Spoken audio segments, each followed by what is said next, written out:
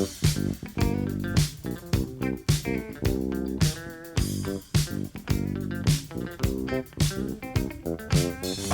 cookies. I love cookies. I love cookies. I love cookies. Welcome to Cookies, the world's most influential basketball podcast. I am Ben Detrick. Jordan Redaelli is on vacation, and Andrew Kuo takes no days off. Washing my hands, making sure scrub everything clean, not leaving the house.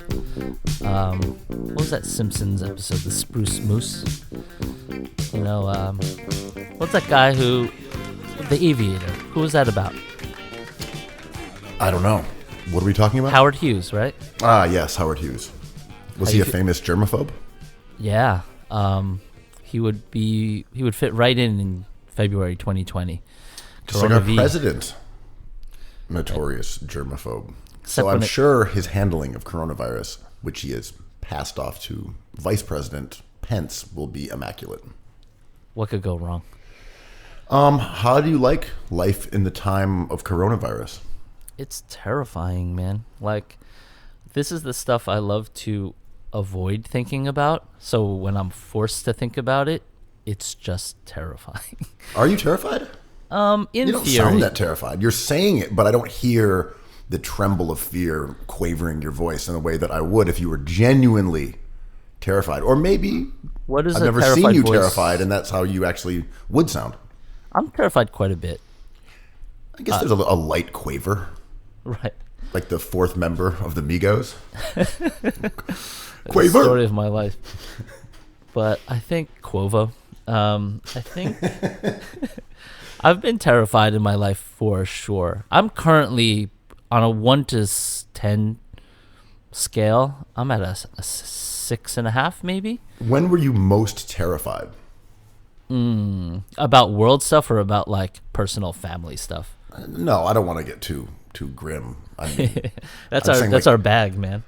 I mean, is there a time when, like, you know, a car was heading straight at you and you had to dive out of the way and you're like, wow, I almost got clipped? Like acute terror versus dread. Maybe that's like two different things, because as we discussed before, one time I was almost hit by a truck crossing the street near Whole Foods, and also almost hit by a Miata. What a way to go out. It's a really dangerous crossing. Like, that is a treacherous crossing near the basketball courts on the Lower East Side. Yeah, I almost got doored, and it happened so fast that I didn't have a chance to actually be scared or terrified in the moment. It was only after. I was like, wow, my face just almost got removed. I mean, that's the best way to go out, while right? I was biking. Isn't that the preferred way to go out? Just like a sudden thing? Like you're just suddenly a Quo pancake. I'm suddenly just playing poker with Tupac and Biggie, and I'm like, where am I? It's like, oh, you got doored, but now you're chilling with us. I'm like, you guys are rap legends. Yeah, I don't know when I've had like existential dread. I remember being at a club, and we were upstairs, and the kind of riot broke out. And we heard bottles smashing, and there was a little bit of gunfire. And being above this happening, there was a fear of getting shot through the floor. And I don't know if any bullets actually went anywhere or it was outside. But in this chaos, there was this idea that, like, wait, what if people start shooting and it goes through the floor? That's terrifying. And you're like, I don't want to get shot like oh in the balls while I'm crouching on the floor avoiding a riot in a club. Anyway, that's interesting. I felt the adrenaline of fear coursing through my body in that moment. Well, we were talking about such light topics last night as 9/11 and the morning waking up and seeing that transpire, but that was more like horror than fear. Yeah, and also, you know, we've never been, at least I can't speak for you, but I've never been in a war zone where people in Afghanistan, whether you are U.S. military or the people who live there, are faced with their mortality on like an hourly basis. Like that's a whole different level of fear and dread and mortality than us just being like, oh, it was kind of scary because this car was coming at me and then they hit the brakes and they didn't hit me. Totally. Like there's nerds who have figured out why some demographics do poorly in school, why some kids do poorly as a whole, and it's a lot of crime and like no sleep and constantly being vigilant takes a toll, and your brain can only fire enough synapses to handle a bunch of things at once. So taking a test is not important to you. You know, humans are very adaptable creatures, but we're more aware of things like PTSD, excuse me. I was like, go off. But, you know, we know those things exist now. And, you come back from a war zone, and these are what we need to look out for because you're going to have nightmares and you need medication. And this really fucks up the human brain. I was thinking about this other day because someone I know tweeted, was like, I think I'm depressed again. And I was thinking, right, currently there's a lot going on in my life. So, I mean, just like actual stuff like deadlines and podcasts to do and cats to feed. No, like good stuff. Harrowing podcast to record. All good stuff. But sometimes I wonder when can you define certain feelings? You know, like when is Joel Embiid actually sad and when is he actually having a good time or bad time? It's really hard to frame these things and pin them down. So when you ask like, how scared am I of coronavirus? I'm like, very. Give me 5 minutes and I'll be even more scared. Or give me 5 minutes and I'll just forget about it. It's a really weird thing. And I was thinking about the acceptance that those emotions have consequences down the line from someone who is in an active war zone. But we also don't think about how, say, Jim Crow affected people, or institutional racism, or poverty, and these other factors that create those stresses that do have literal physical effects down the line. It's like I think we're only kind of at the vanguard of understanding how your experiences shape you in multiple ways. And it's funny because it really ties in, you know, I love talking about the Stephen Levitt from Freakonomics, and he's always saying, I just want to work in a straight line. If there's a zombie apocalypse, someone just knock on my door and tell me what's happening. We're pretty not close to that, but you could say what's happening in the world right now would constitute like, hey buddy, like this thing is happening. This outlier has triggered and now we have to deal with it. And it's like, oh yeah.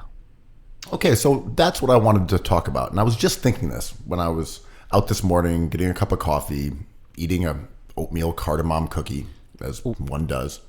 Are we horrible. prepared for how everything could change?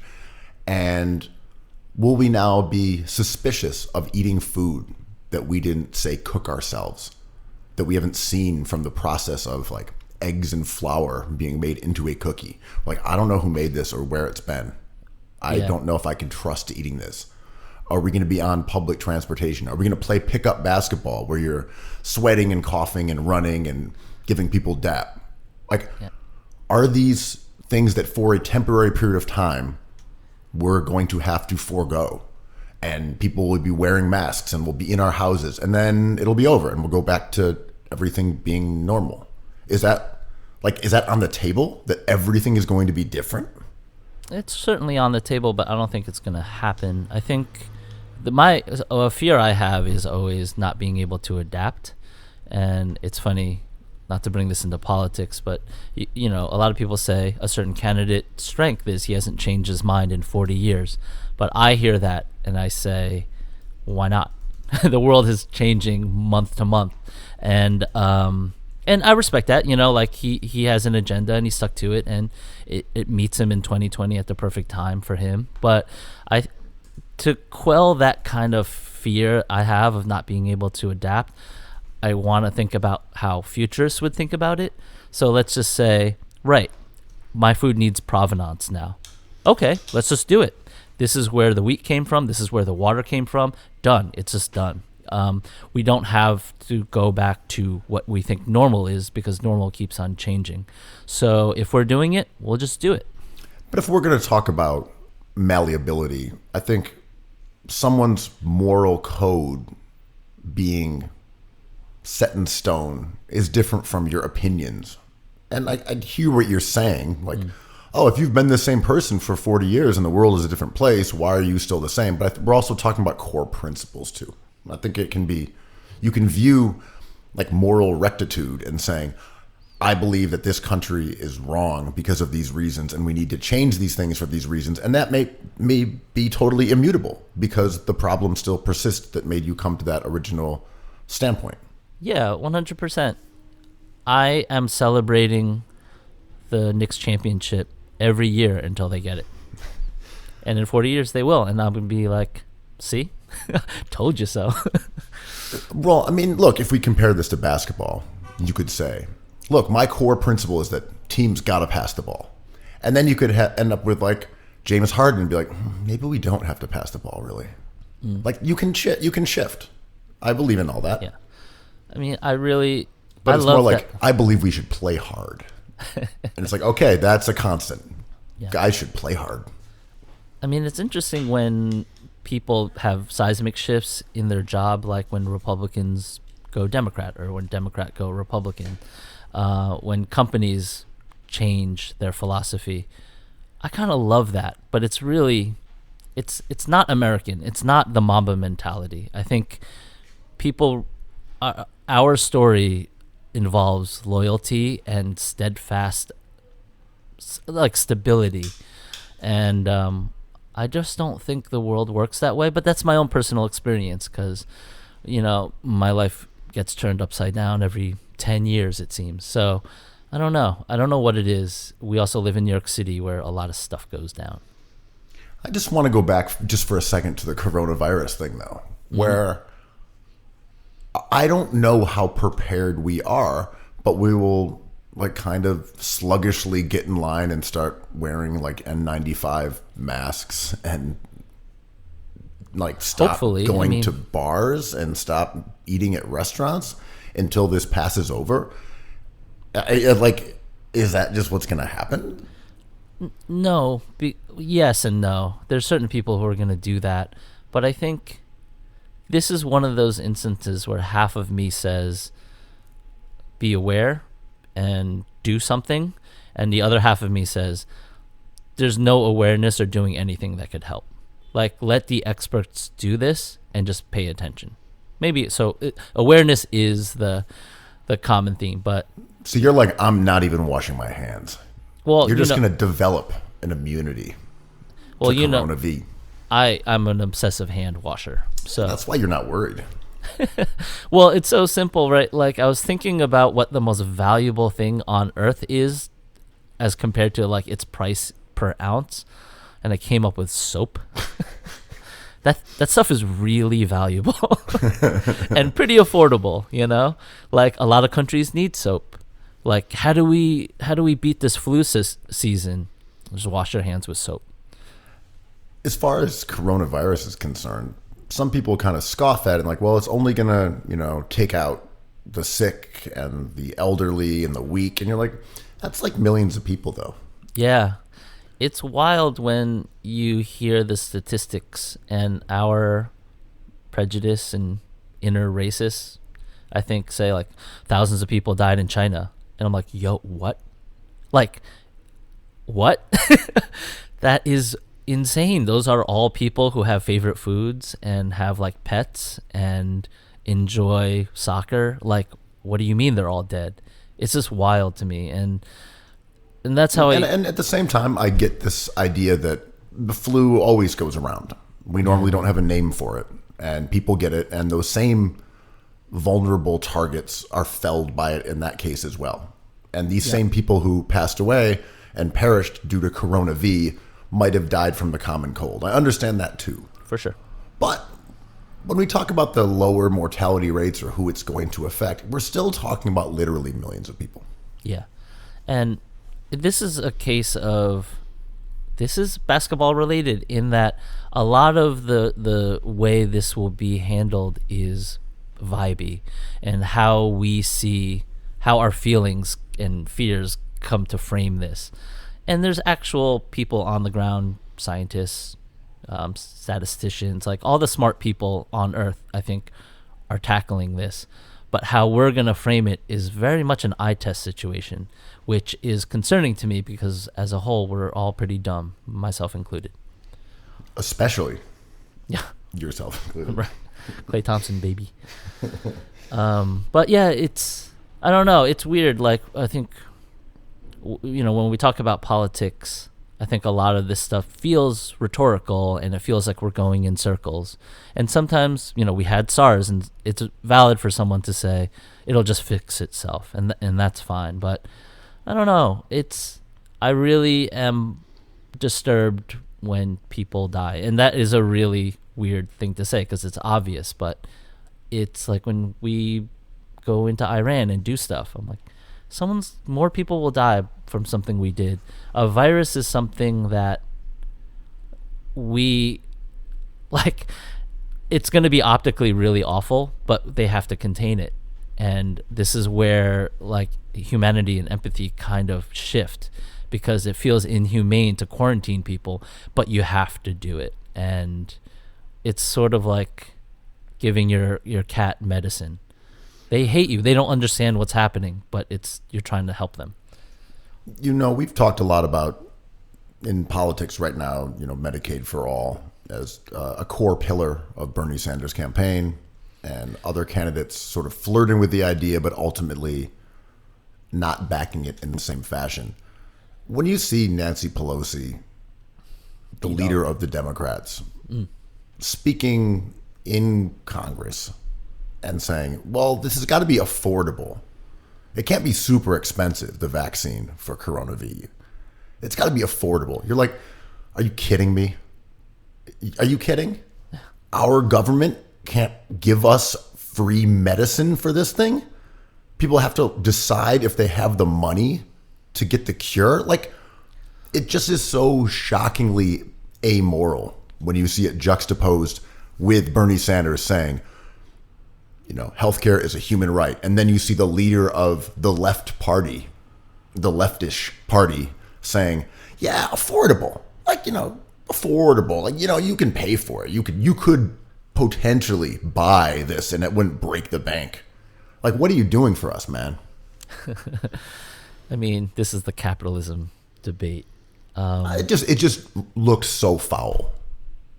We just know there's this thing coming, and our government's like, nah, we're not gonna supply that for you. I mean, as soon as this goes down, there's Pfizer, I bet, is licking their chops, and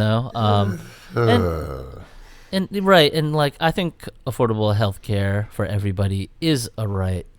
And if I hear someone say like, well, there's an argument where it's all in the system and it's not sort of like air or water, it's a privilege or it's something that costs money to do, I'm like, well, let's just change that. There's things that we can change on Earth, and there's things that we can't.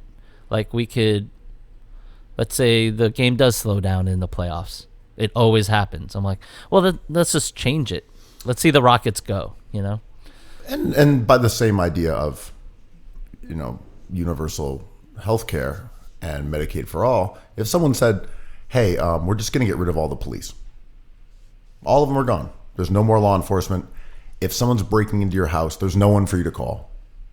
If there's a problem, like, you literally can't call anybody. You have to just do it yourself. You got to like get some money together and get some vigilantes, and then you can solve crimes. Like, and you'd be like, that's insane.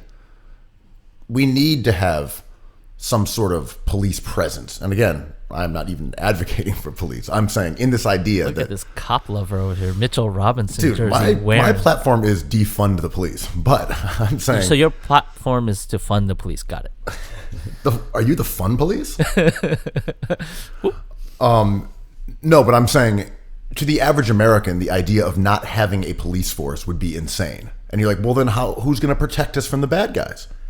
And to me, it's the same idea. Like, well, if you can't afford to go and get medicine, there's no difference by saying you're vulnerable against, I don't know, highwaymen. Like, what's the difference? These are things that are supposed to be taken care of by your government for you as a citizen. You're supposed to not be worried about people just robbing you. You're supposed to be able to go get medicine. You're supposed to be fairly secure that people from another country won't like bomb you. Yeah. And you're getting at something that I've been thinking about, which is these are all like theoretical discussions that we can have. And I agree with you. And there's somebody who could disagree with you in a thoughtful way. But the virus is happening, man. Something has to happen. This is how I feel about like climate change and stuff. Like, can we have this like theoretical discussion after we just do something? Like, we just have to take action, and then we can discuss all this stuff in annoying ways later, because it moves at such a fast rate. It's like a basketball game, whatever we think crunch time is or clutch. You stay the course and you always take the highest percentage shot to net you the most amount of points. But in that vacuum, I understand why some people say, I need a bucket getter. I'm like, right, there needs to be action. We're going to lose by 2 points if we don't score a bucket. Mm-hmm. That's a good point. Sometimes you need a prom king. I mean, prom kings are valuable. There has to be a prom king, right? In order for there if there's a not prom, to be prom you need kings. a prom king. What are you going to do? Yeah. Have a gala without a prom king? Yeah, there's like, you can't have anti-prom kings without a prom king. But everything is either prom king or the relief Yeah. of the prom king. So the basically, shape of a prom king. The world needs a Tobias Harris right now to just get that bucket, and then we could figure out if he's really a net zero later after he gets that bucket. Get the bucket first, and we'll address how you're totally neutrally buoyant. Which is oddly like, I think we've stumbled onto like one of my life tenets, which is like, can we just like take care of it and then like expound on it later? Like, I just need to eat something, and we could discuss the top 10 slices after we eat something. Yeah, you and Tobias Harris, don't rock the boat. Dropping 29 on a really great Knicks team, so respect. Have you seen this new show on... hold on, because I'm annoyed by it. It's a new show that has irritated me, and it's on Amazon. It's called The Hunters, and it has Al Pacino in it as a Holocaust survivor, and there is a team of sort of superhero style characters in America in the 70s who are hunting Nazis and killing them in gruesome ways. I found the show horrifying, like just terrible. It was almost it was unwatchable. I had to stop watching. I don't know. You haven't seen this though, right? I probably won't because of what you're talking about. And I just can't, there's certain actors I can't watch, like James Woods. I had a tough time with The Irishman. Al Pacino is like not my favorite actor. And at this stage in his amazing career, it's just not where I want to hang, man. I don't even have a problem with him in it. He doesn't have an enormous role. There's something just very unsettling about the show in general, because in order to explain why this group of heroes is killing Nazis in ghoulish ways, they then offer all these moments from concentration camps during the Holocaust to show how bad these Nazis that they're killing in the 70s were back in the 40s. This is the Tarantino effect, right? It's a total Tarantino knockoff. Like, But he taught us how to do this, kind of. But he walked that thin, perilous line in a successful way. And this, to me, is just toppling off of it all over the place.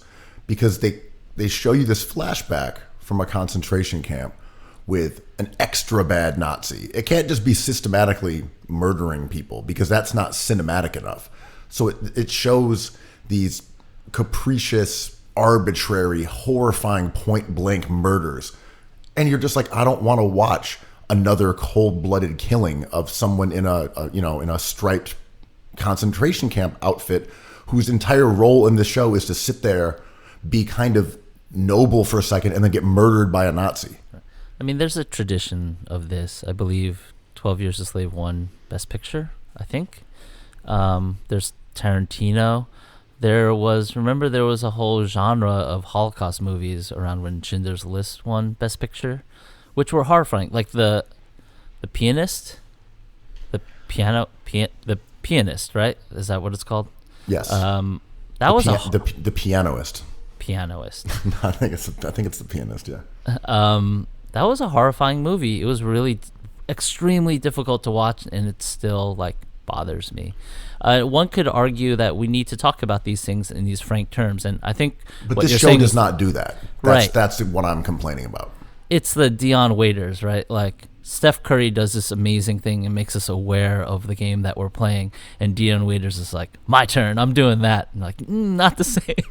There's like the modern Nazis in the 70s who are basically total badasses who just like kill everybody heartlessly. Showing them walking in like slow motion with like cool music behind it. And then it cuts back to the Holocaust.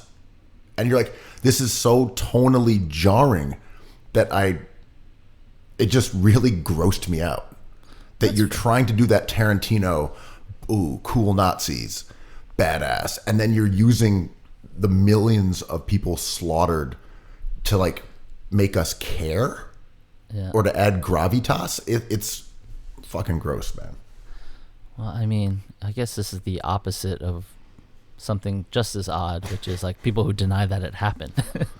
And we both those ideas exist on Earth, which blows my mind. But this almost has Holocaust denial energy because it's fictionalizing things that happened and making them so inhumane that it's not true. And they aren't based on real things that happened in concentration camps.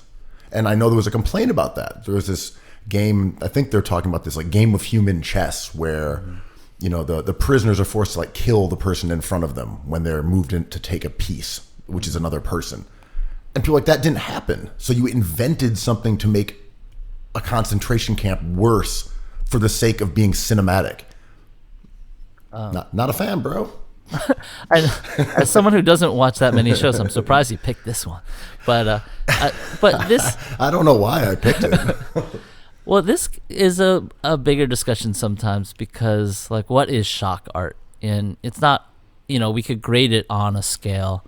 There was a big kerfuffle about Andre Serrano's Piss Christ and about the National Endowment of the Arts, and a lot of people say that that work of art shifted funding for the arts in our country.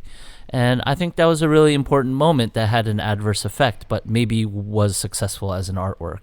And there's different scales of this. Like, we all have seen stuff in a gallery or a museum or online that's meant to upset you. And I think we can judge them on that scale. It sounds like Hunters is not good at that, and other movies, let's say Schindler's List, are good at that, is good at that.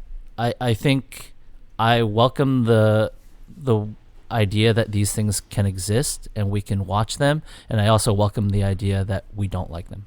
Right. If you look at Kara Walker's art, there's certainly a provocative element. It's upsetting. Confrontational. It's upsetting, and that is its heavy intent. Yeah, she's amazing. For sure. And a lot of her work is very forward in the way that I think Hunters maybe tries to be. And I appreciate that swing. And if it doesn't work, I mean, not many things upset me really, but like, I appreciate the try even though they missed. It just had a cynicism to it that I thought was inappropriate. Yeah. And I like dark, cynical things. It just felt as if they were on the wrong side of it. I guess that's my overall critique of The Hunters. I mean, check it out. It's on Amazon. It's a really dangerous line, right? It's kind of the gray area is really tight. I can't think of another show, and this is the only reason I delivered a monologue on something you haven't seen, because I can't think of a show that I watched and I just felt this is wrong. What you're doing is wrong. I saw this is a mistake. this is poorly done, and someone should have stepped in and been like, no slow motion cool guy montages of Nazis if you're going to also show concentration camps. Wow. One or the other. You got some huge Tipper Gore energy going on right now, man. Censorship Ben over here. And there should be warning labels all over the place. Which there are, I'm sure. I watched a season or two of The Man in the High Castle, and I really love the premise. I love alternate reality kind of things. And it didn't really work for me because I didn't really care about any of the characters, which is all it takes for me to watch something. I just have to care about one person in the show, and I couldn't really latch on to anything. But I really love the idea of it, that the Nazis won and we're living in a Nazi state, and it follows the resistance, which brings me to a weird idea. It's a bit like the Philip Roth book. Yeah. What am I thinking of? Whatever. But that the book that's about if the U.S. didn't jump into World War II because Henry Ford was president, or was it Charles Lindbergh? Whatever the case. But the U.S. didn't get involved and Germany won. That's the premise of the book. I mean, there's that amazing meme, right? Like, Hans, are we the baddies? And that kind of like, I still think about that meme quite a bit, because in The Man in the High Castle, the resistance is the non-Nazis, and the Nazis run the state. But the book I'm referring to, by the way, is called The Plot Against America. That was the one by Philip Roth. But it made me think of, in totally separate terms, but just in the way people think, ball players, politicians, artists, and Bernie Sanders booked Public Enemy to play one of his fundraisers or rallies, and the underdog mentality. It's like fight the power. I think they're using as the catchphrase. I want to think of any single politician that doesn't think they're fighting the power. Like, you could put that on any politician. It's like, Donald Trump, what are you doing? He's like, I'm fighting the system. Or, I mean, Pete Buttigieg, your guy. I don't mind him. He's there like, we've started a movement. We're going to make amazing changes. And you're like, what? He's also openly gay, and he is fighting the power, right? Because he feels like an outsider. Joel Embiid is like, I feel like an outsider. You guys hate me. LeBron James wins the championship and says, no one thought I could do it. Whoever thought a kid from Akron would be here today? I mean, to his credit, a lot of people didn't think he could do it. and there have been interesting studies, and this is a totally different topic, but just as an aside, because I was thinking about this the other day, that the players in the NBA increasingly echo the kind of nepotism that you see throughout the rest of society. That players in the NBA come from far more privileged and moneyed backgrounds than the general population. Yeah. Because you have a support system. You have money to do things. You have parents with the ability to pay for you to go to summer camp or to drive you to practice. And it's interesting that we're seeing more and more kids of other NBA players into the league as we, especially as people have more money who have played in the game in the past. Since I take no days off, right before we started recording, I was looking at a mock draft, and I started thinking about the Ball family and how their father gave all these kids the opportunity to become professional basketball players, and he's going to have 2 kids in the NBA. It's wild. Like, He did it, and it's all about, I mean, he recognized genetically they had a chance, He was a ball player. They're going to be tall. They're boys. Or girls, like professionally, like Kobe Bryant. His daughter was going to be a star. And then you just rear them to pursue this thing. And they got lucky in that all these kids, Gigi included, loved basketball. And I'm like, holy cow, these guys are going to be professionals. And there's like, the amount of people who play professional basketball is like so small, even in Europe. And I don't know, it's just impressive that LaMelo Ball is going to be a top 3 pick. Like, that's incredible. Good job, Ball family. So here's a question then. Well, not a question, just an observation. One of the leading guys that fits under this criteria is Steph Curry.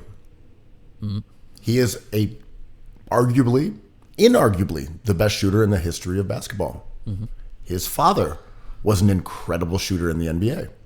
He hung around teams since he was a little kid. This is his culture. So he's returning after missing most of the season for the Golden State Warriors. I'm excited to have him back. Dude, he's so great for the league. I know it's frustrating because however great he's been, Golden State hasn't won a championship yet, even with Kevin Durant. But it's nice to have certain like pieces on the board again. And Curry is one of those special players that I think offers texture to like this field, and where we can talk about something when he's on the court. When you remove him from the field, it's hard to discuss. It's hard to rebuke someone like Charles Barkley who says shooting doesn't work, or all these things. And we need these opinions on the table with factual backing in order to have real discussions. We've had plenty of seasons where great players, superstars, were taken out by injury. But it also makes me think about reevaluating the current top 10. Because for this season, I don't think you could, Curry is not a top 10 player. He hasn't played. I'm talking about literally guys who have performed on a top 10 basis. And without Durant and Curry, and now Kyrie's been out most of the year, but I don't know that he's a top 10 player. But without two guys who are arguably two of the top 4 or 5 players in the league, that list gets really interesting at the end of that top 10. So we've seen Luka. There's Luka, but we've seen the Boston Media Mafia suddenly those elevating crafty leprechauns. Jason Tatum to being like, oh, he's a top 10 player. This guy, he is a superstar. And he's played fantastically lately. But we are seeing the full power of the BMM. The BMM unleashed in elevating Tatum to superstardom. I listened to a Windhorse Jackie McMullen pod, and Jackie McMullen was giddy. You could hear her giggling, being like, oh, he's a star. The sky's the potential. He's not going to shoot 50%, but we're looking at from 3, but we're looking at one of the great players on the second best team in the East. And I'm like, what is happening? How come anyone isn't pumping the brakes on this thing? Like we know why. Yeah. Like, I mean, they're fans. They're fans. It's not objective, right? And I love it. I love that joy. And as we always say, if it wasn't Boston, it was going to be another media. Like it could have been New York or it could have been LA. But it's Boston. But it couldn't be LA because it's only Boston. We've talked about this many times. Boston's only industry is sports journalism. That's it. They don't have another industry. What about the chowder industry? Chowder, baked beans, ska. Green pants. But overall, pots of gold. Or finding pots of gold or guarding pots of gold. I'm not sure exactly which. Say chowder. But no, this is their industry. And Jason Tatum is a chance for the collective sports media complex to embrace one of their own. And the league is a better place when we have cool villains, and I'm really grateful for Tatum. And the frustrating thing with these Celtics is they're kind of lovable. Like, I love Kemba. I really like Jaylen Brown. Tatum is kind of like a lovable player. Well, we never actually criticized Boston. I think we both like the Celtics in terms of the players, their style of play. They're a good team. We love Marcus Smart. Oh, and, he's awesome. I nothing but love for the Celtics. It's the Boston Beantown Media Mafia who we object to. It's fun, man. It's clockwork. And what's happening this week with Tatum, and just if you tune into ESPN at any point, it's a BMM member or adjacent member just showering praise on Jason Tatum. And I was like, shrieks of joy. Yeah. Across Twitter, just echoing through ESPN about Tatum's emergence as a superstar. He's been good, man. He's had a nice month. Yeah. He's had a really good month. And, having a good month is amazing. And, I mean, can we save that energy for Ben Simmons? For somebody better? Yeah. Like, can we talk about Bam Adebayo a little? And they're sliding a little bit, but There's some like it's turning out my favorite active player is Nikola Jokic. He is just a beast, and he gets maligned in a way that I feel defensive for him. I'm like, yeah, he doesn't look amazing, but when he's on the court, Denver does special things, and he's just a blast to watch play a game. Denver, in some ways, is a bit like Milwaukee, where they roll along winning games, and everyone's like, yeah. I'll believe it when I see it. Yeah, LOL Jokic. Lose some weight, buddy. Denver is 40-18. They're second in the West. They're a very good team. Yeah, they could beat anybody in the West. Denver is so real, and Nikola Jokic is such a cool, weird, excellent player. And we're just talking about Jason Tatum, and I love sports media. I love having ESPN on. I usually have the sound off and I'm listening to a podcast, and it's just Tatum nonstop, and it feels like a campaign. It is a campaign. Yeah, I mean, respect. Talk about man in the high castle, right? It's like, respect to your agenda. I'm not falling for it. And Tatum's a really nice player.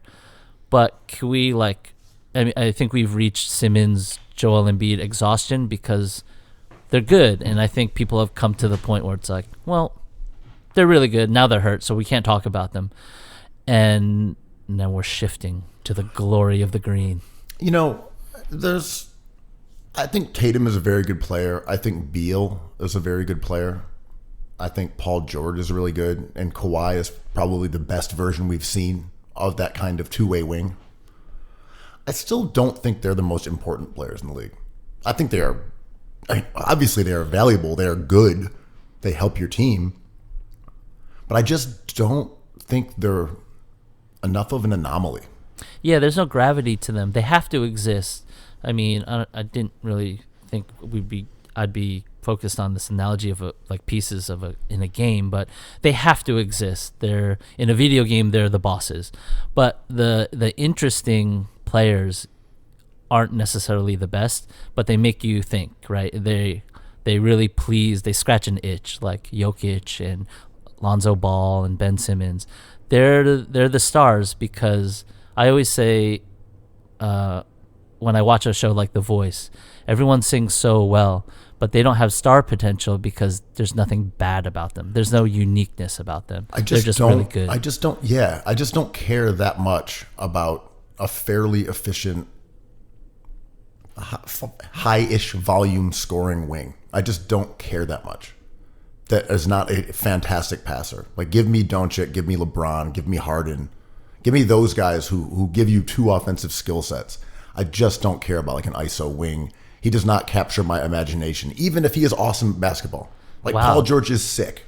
RJ Barrett slander is going off, man. How dare you? Like Paul George is a fantastic basketball player. I was at the Garden when he scored something I think it was the Garden or Barclays. I forget. Yeah. But he scored 20 some in the fourth quarter and was just unconscious. He was amazing.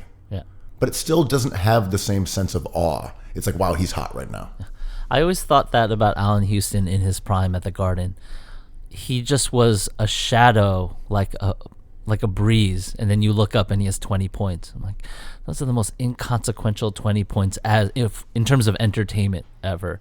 But then you have Linsanity, which felt like a nuclear bomb went off, and it just has so much. There's so much going on in that story when you see this player. I mean, Zion Williamson has that gravity. That's why I'm so excited about him.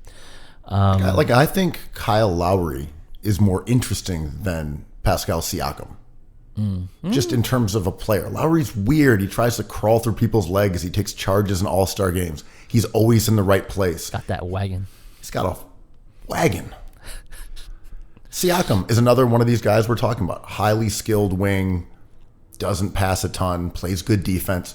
Awesome player, top 15, top 20 player. Yeah. And I think he's cool, and he's a marvelous player. It just hits different.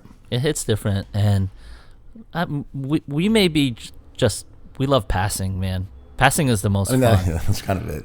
Yeah, I love players that pass well. It's creative. It's cool.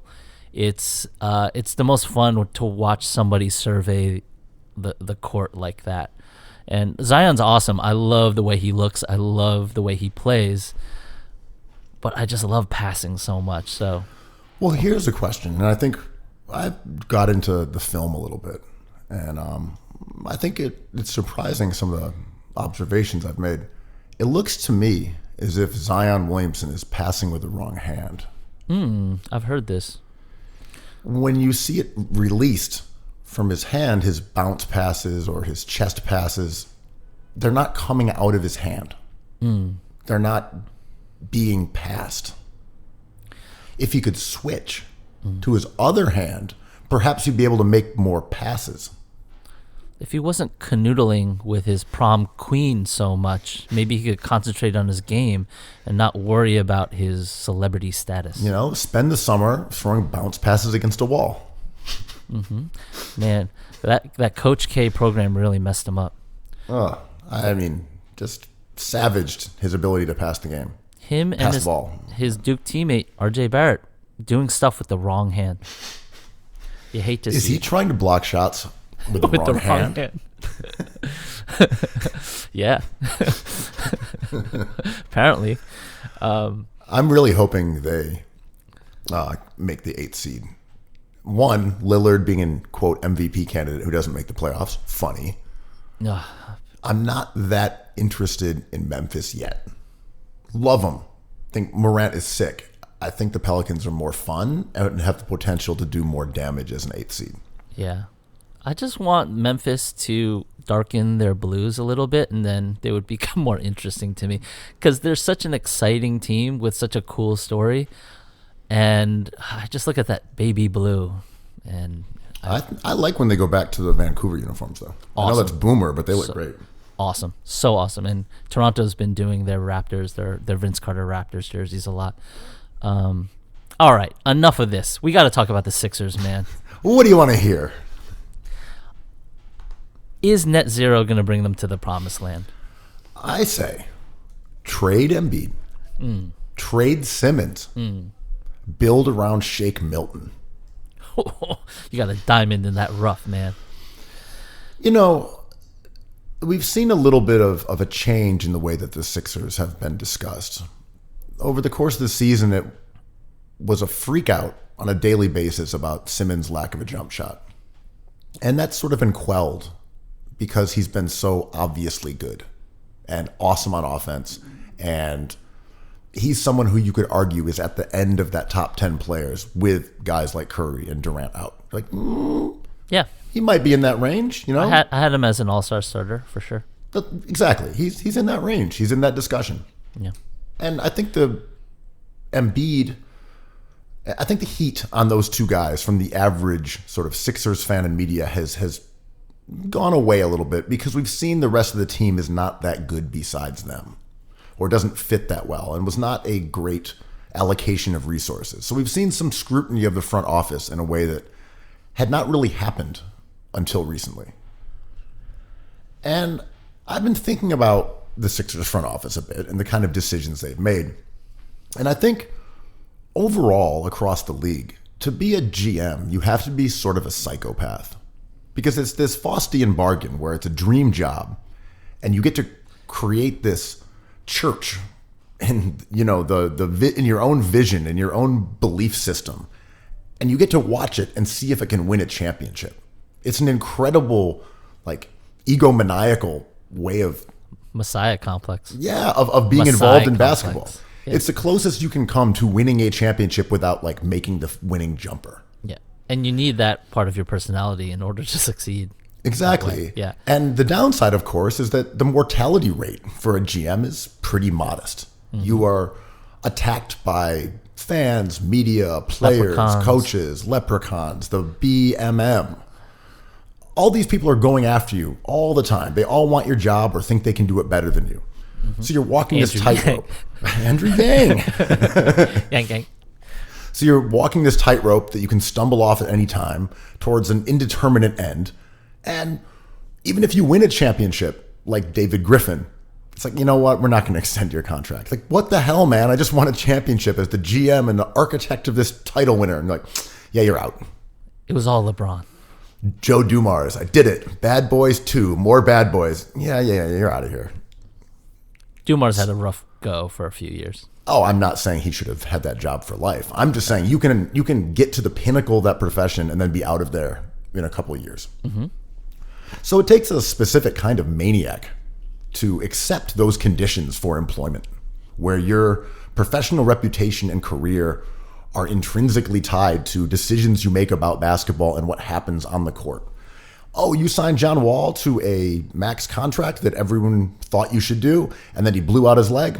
You're out of here. Like tough break, man. Or you didn't get that ping pong ball that gets us John Morant or Zion. You're gone. Yeah, and it's a unique kind of person who accepts that. And that brings me over or who is offered that job. Yes. Because I think everyone accepts that job. Oh, I get people taking it. I'm saying to make that the goal of your life is fairly unique. Mm-hmm, mm-hmm. Agreed. But that brings me to Philadelphia, right? Because they don't have that person. They're an organization that has created a black box around how decisions are made. And there's all these different candidates that could be responsible for decisions, but there's no accountability. You know, in the front office, you've got the ownership group with Josh Harris.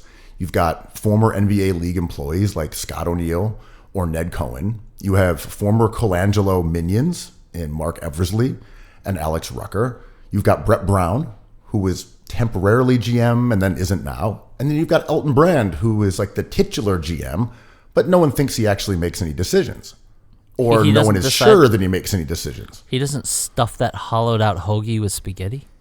No one knows. It's like what Morai is on your roster. It's impossible to tell. Who's pulling these carb-on-carb strings? But no one knows because there's this fog of war that has enveloped the Sixers front office intentionally. And I think it's because these guys are not built like Daryl Morey or David Griffin or Danny Ainge, who want both the acclaim and the scrutiny and put that on their shoulders. These are guys who don't want that. I think a lot of them want to be involved in the NBA for a long time, that they are careerists who are filling out their resume with time in a front office, but the main goal is to avoid accountability for decisions from the public. And I think that's like a large part of the issue in Philadelphia, is that we can't point to one person and say, this is their philosophy, this is what they're doing, why did you do it? Right, and this is like a pendulum swinging thing, right? Because they had that guy, and I feel as an organization they swung too far in that direction with Hinkie and are just taking the equal and opposite reaction to what Sam Hinkie was in order to, like, unfortunately apologize, but also like gather information to see where they fall. And the Sixers are incredibly lucky for having the two great players they have, so they have time. But this is just an in-between hire, isn't it? I have no idea. And that's I'm not even sitting here trying to roast the front office for the mistakes they've made. No? But we know what they've done.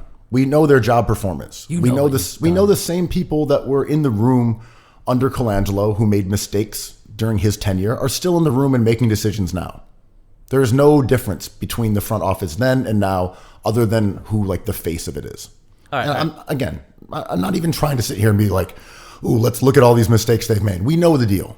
Yeah, and we're seeing it on the court now. And yeah, but I'm more saying I think the bigger problem is not that people have bungled it. It's like, how do you get someone good in there to fix things? How do you remove someone if you don't even know who's making decisions? If you have 7 people who are in this sphere of a collaborative front office, like, how do you fix that without bloodletting, like the red wedding of the Sixers front office?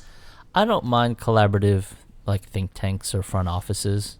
And I think the Sixers have done a pretty solid job, or Hinkie really set them up. He gave them a handicap a little bit.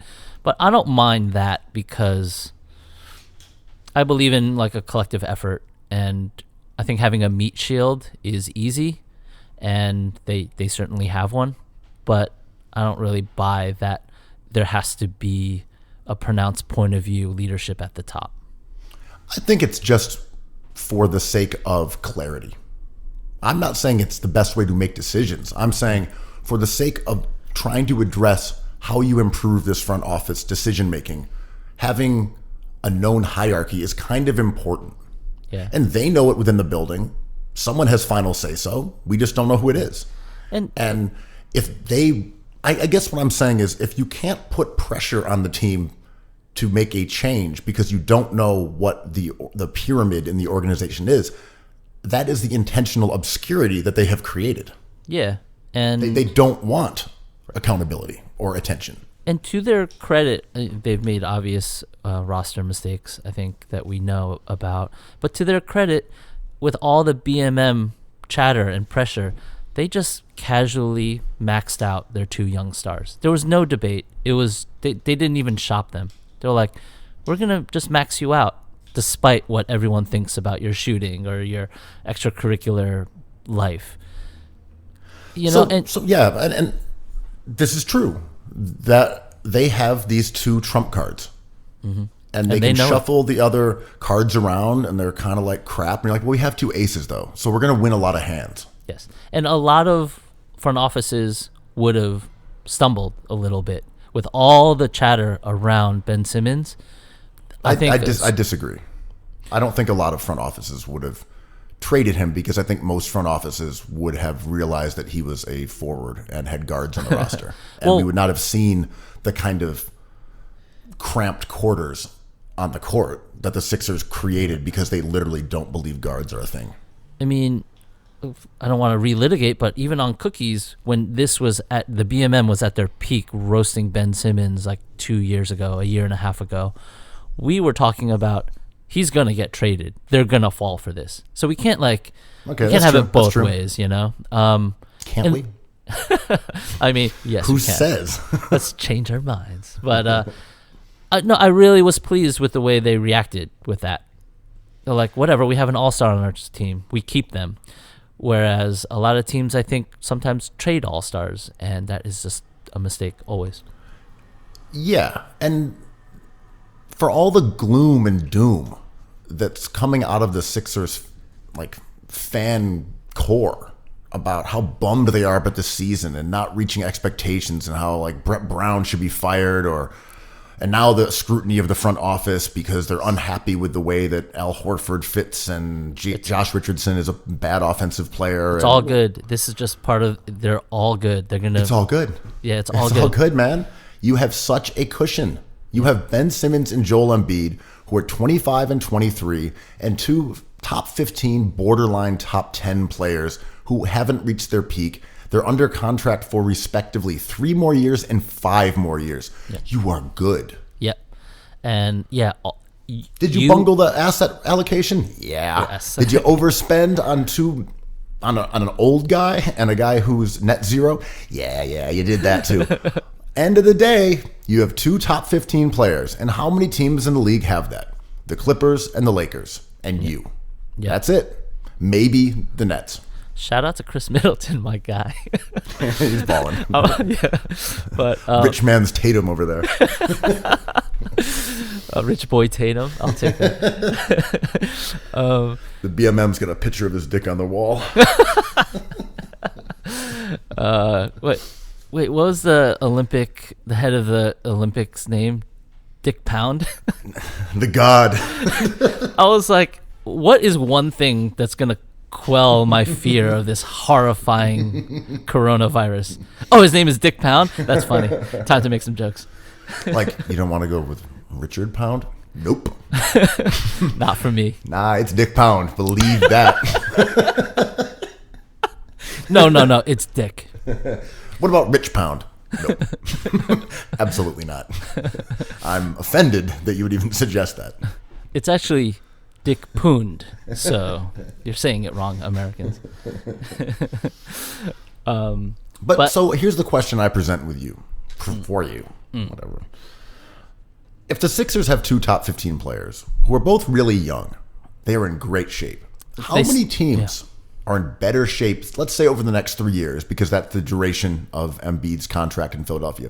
How many teams would you rather be in the position of than Philadelphia for 2021, 22, and 23. Like in a vacuum, considering age, considering how good these players are, considering contract, right? All that stuff, yeah. This is a really interesting question. I mean, I immediately think of the Pelicans. I think Zion, his potential is real, and he could be a top 5 player. Ingram, I think is going to be nice, but I really like that young core. So that's tough, but I would still take the Sixers because Simmons and Embiid are together better. The Nets, if Durant looks good again, are That's right. That's kind of the question. Is Durant going to be KD? Because if so, then you've got KD and Kyrie. That's amazing. You're also like, LeBron is fantastic. He's also has a ton of mileage and he's older. He might be one injury away from, a serious decline. He might also remain exactly the same until he's like 38 years old. I just don't know. So just to reframe this, I think a cool way to think about it would be in 3 years, let's say the NBA redrafts completely. So you have a 3-year window of these teams as we see it. What's the team you would rather move forward with? Because the Bucks have one more year after this, potentially, of Giannis. And if he's out, they're done as a contender.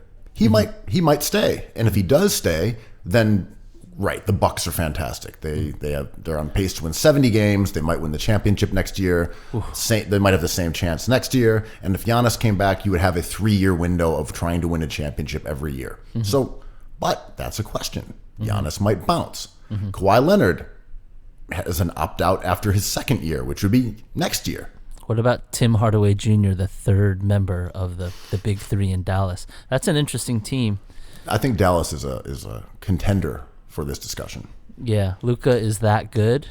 I mean, it wouldn't be a shock if Luka turned into a top player, number one. I think he's already a top 10, 15 player. Yeah. And I know those numbers get kind of cramped, but whatever. It is what it is.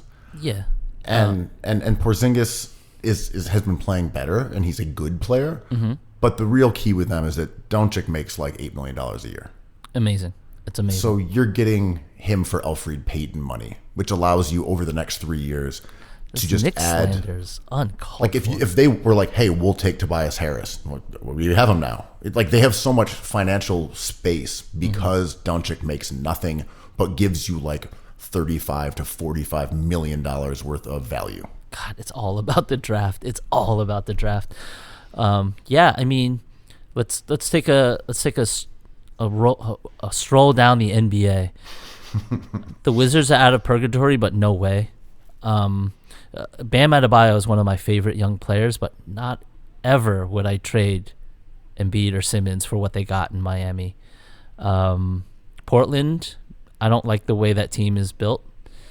Their rapper doesn't want it. He does not have that Mamba mentality when it comes to the mic. But what about bars?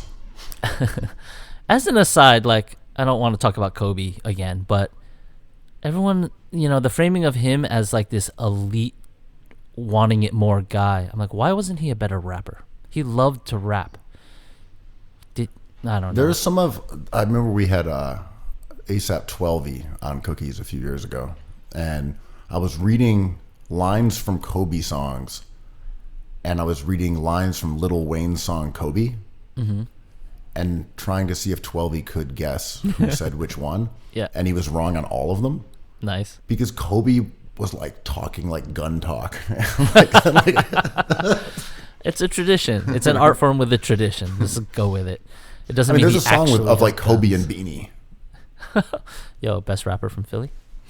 Yes. Yeah. I mean, Black Thought, Beanie, P. Meek. Crack. I'll take Meek too. Schoolie D.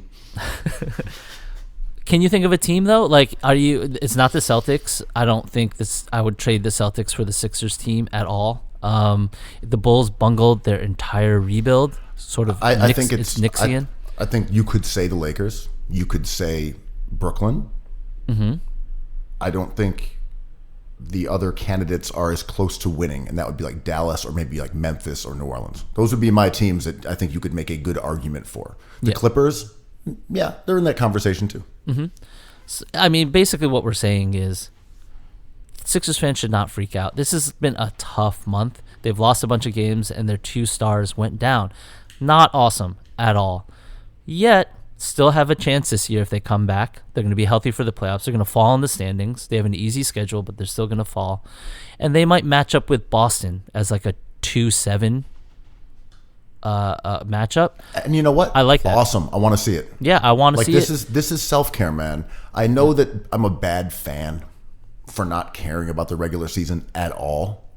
You also don't care about the draft. You don't care about college hoops. You don't care about the WNBA. You are a bad fan. I'm a bad fan. Bad I'm a bad fan. Yeah. I don't care about the outcome of a game as soon as it's over. As I'm watching, I'm like, come on. And then it's over. I'm like, I don't care at all. I do not care. I am not mad. I'm not upset. I don't care. What I care about is the postseason. Load management. Let's see the Sixers with their 2 stars against the most entertaining possible matchup. I don't care about seeding. I don't care about the easy route.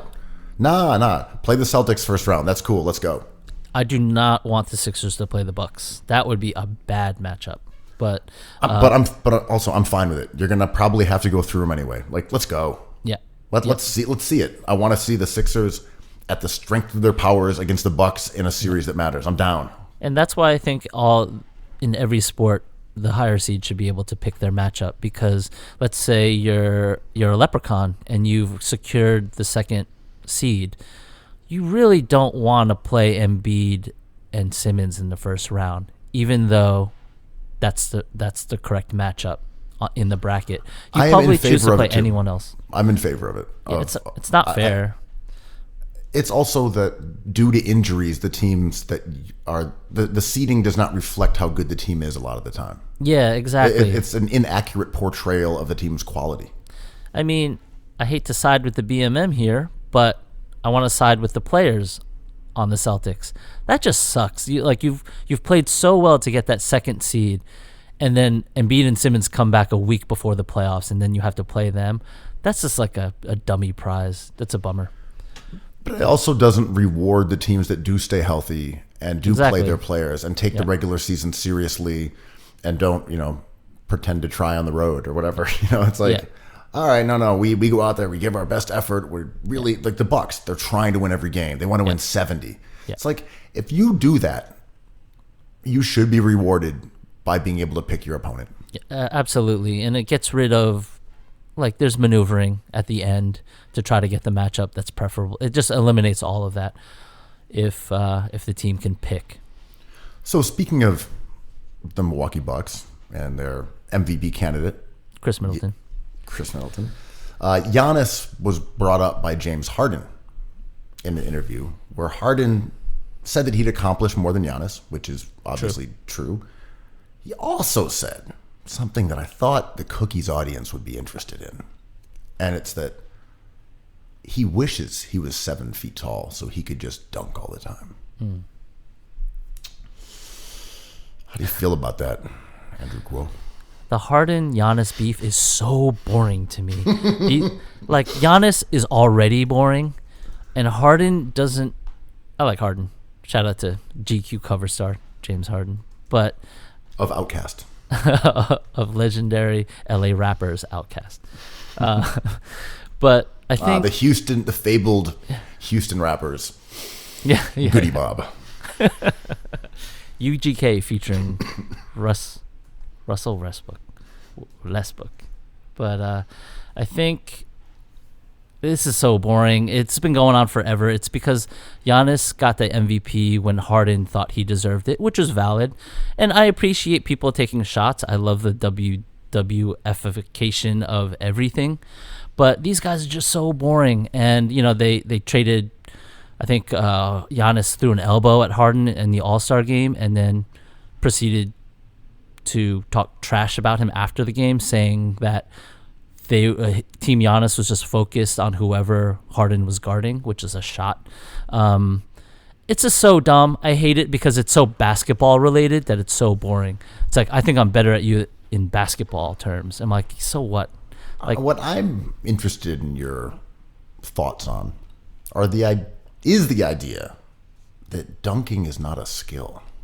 Is that true? No, dunking is a total skill. Deciding to dunk is a skill. Just having the point of view of I want to dunk the ball as much as I can is a talent. And it's the way people think, and doing it is... I remember arguing metrics with somebody 10 years ago or so, and they were just like, what do you want the players to do? Just dunk every ball? Just dunk every possession? I'm like, exactly. But we love dunks. Dunks are the best thing in basketball. I wish they would dunk. I wish everything was an alley-oop and a reverse. Yeah. Like, windmill it. That's sick. Yeah, Mitchell Robinson, man. But, like, yeah. It's this critique echoes what we heard about Shaq, for example, when people would say, or even LeBron, he's a linebacker. Shaq just pushes people all the way and dunks. He doesn't shoot fadeaways. He's not a basketball player. And I've always found those very goofy. As if Allen Iverson's speed is not something that like other players would like to replicate. Oh, I wish I could shoot like Steph Curry, but I can't. So he just gets to go out there and shoot all these threes from half court, and I've got to go dunk the ball. Well, people think just being born big is an unfair advantage, which it is, but it's also extremely valuable and is a talent. We say all the time, size is talent. Well, Harden has this biological ability to stop faster than 99% of basketball players. And if I had the ability to change direction and draw fouls consistently, imagine how good I would be, me being Giannis. Yeah, and I mean, this is just ridiculous posturing, and like, I wish they were funnier. I just wish they had more Joel Embiid. I wish I was unguardable everywhere on the court. Imagine how good I'd be then.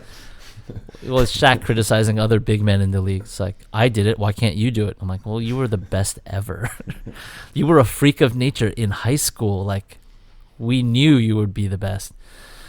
It's like, why doesn't Dwight Howard want it as much as I want it? I'm like, well, he's pretty good. He's going to end up in the Hall of Fame, but he's not you. Why aren't other people as good as me? And the answer is because I wanted it more. Right. There's some internal quality that made me better than them at basketball. And it wasn't just that I'm better at basketball. It has to be something inherent. It's that American thing of every politician having to say they came from poverty. Even Donald Trump saying he's a self-made man. I'm like, oh, this is just a song that we do in America. Right. It's American exceptionalism through the filter of basketball skill sets. Yeah. It's like, I made myself into a great player. I'm like, okay, maybe. Maybe not, though. Maybe you're just an amazing player. There was an interesting detail that came out recently. I forgot which teammate of LeBron's it was, but it was describing his diet. And the guy was just like, yo, he eats dessert for every meal. He eats fried food. His diet's horrible. And then he goes on the court and just dunks over everybody. It's like, it doesn't make sense. I heard people refuting that too. But I will say, when I interviewed Allen Iverson, when he was in Memphis during training camp, I was in a car with Gary Moore. And I wrote about this for, I forget what was originally published, maybe Maxim. It was an Allen Iverson profile. Whoa. But then I wrote about it again using some excerpts from that for when Allen Iverson retired for, I want to say, Grantland. But anyway, I rode in a car with Gary Moore in rural Alabama, or Birmingham. I guess it's not rural. It's just Alabama. And we went to Hong Kong Seafood to pick up bags of like fried chicken wings and basically just garbage. And this was the first day of training camp. Delicious food. And we went back to the hotel, and Allen Iverson ate his meal out of a styrofoam container. Right. And I remember talking to like his sneaker rep later, who had been with him, for years, and he's like, "Oh yeah, he just eats trash. He's like a combustible engine. It doesn't matter what you put in there. He just burns it up and stays skinny and plays 40 plus minutes a game, and like it actually is just calories." Yeah. I'm not saying this is correct scientifically. I'm saying this was the explanation. It's like, oh, you just dump in some Big Macs. It's fine. It's all the same. Well, Thibault buying Popeyes for the Sixers team was wild. That really got your goat. No, I was psyched because I realized they were kids. Like, these are just kids, they're like 25 years old. They could eat eat fried chicken and just perform at an elite level. When they turn like 35, it's different. But it just made me realize, like, these are joyful young men, who like good food and don't care about salads yet, but they will. And we also kind of fetishize when they act older. And it's cool to celebrate that stuff. But, although when we talk about, like the wine connoisseurs of the NBA, it's like, right. I think people should do whatever they want and whatever they're into. It's cool if they're very into wine. But these are also guys who are like 27 years old. It's like, they got to get into wine and art. It's like, nope, they don't have to, though. They can be into like a bag of like Burger King food and playing video games and smoking weed. Like, that's totally suitable. We don't have to pretend that they are like 40-year-old men who wear suits and want a good, Pinot Noir. Yeah. We always want to think maturity is in the evidence that we decide it is. But I don't know. Yeah, these kids just have to be kids. LeBron had to leave Akron from Miami because he had to see the world. He wanted to live on a beach. That's awesome. He had to get to Club Live. He had to. There's no Club Live in Cleveland. There's no 11. Is 11 the name of the place in Miami? There's no King of Diamonds in Cleveland. But I've been to strip clubs in Akron. It's not the same. Wait, you've been to a strip club in Akron? Sure have. How was that? It's fine. It was not as good as the strip clubs in Miami. I've never been to a strip club. Oh, wait, I went to a bachelor party at that place in LA that's famous, but it's not a real strip club. I forgot what it's called. Something Jumbos or whatever it's called? Yeah, it was Jumbos. It was... stuff's not for me, man. I don't know. I would not say that I am a strip club guy. I have gone to them with groups of people. Some people just love a good strip club. Well, I've had many people from Atlanta explain to me why Atlanta sports isn't bigger, and they always say the culture of their clubs over there is what matters. Clubs and music, and sports kind of takes a second fiddle. That's not what they told you, though. It is. What? That why the Hawks aren't a better organization. Why players don't want to. Oh, because they have second families there because they're they're cheaters. I was also told that a lot of prominent ball players have baby mamas in Atlanta because they go to the club and they don't want any of that smoke. It might be totally stereotypical, but I like it as a theory that, like, I would love to play there, but that's where my secret family is. I mean, it's wild. Like, I don't know if it's true. I don't even believe it. It feels a little uncouth to suggest it. Yeah. But in theory, that all these players have like second wives and like nice houses in Bankhead or wherever the nice neighborhood is in Atlanta, and picket fences, and I got to go see my secret family real quick. I'm so weird about it. People give, who's that player with a ton of kids? Is it Jamal Crawford? No, he has a ton of coaches. But sometimes I think I heard that the NBA players have second families here and there, and I'm like, that's awesome. I don't know. I see that as it's not for me. I'm not about that life, but I'm like, if they can handle it, that's like two happy families. If they're happy, that's okay. If they can provide for them and like everything's good and everyone kind of knows what's going on, feelings get hurt, but feelings get hurt in normal families too. So I don't know. Do you, NBA? That's the spirit. Well, I hope everyone is safe from Corona V. Get yourself an N95 respirator. Stay inside. Yeah. Just listen to Cookies on repeat. Get yourself some Cookies merch. We cannot guarantee that it is Corona V free when it arrives on your doorstep. We can guarantee. Probably is. We can guarantee it. Like, it's probably free of Corona. I hope we can joke about it. I'm scared. Primal Fear, another classic episode of Cookies Hoops. Cookies. Cookies.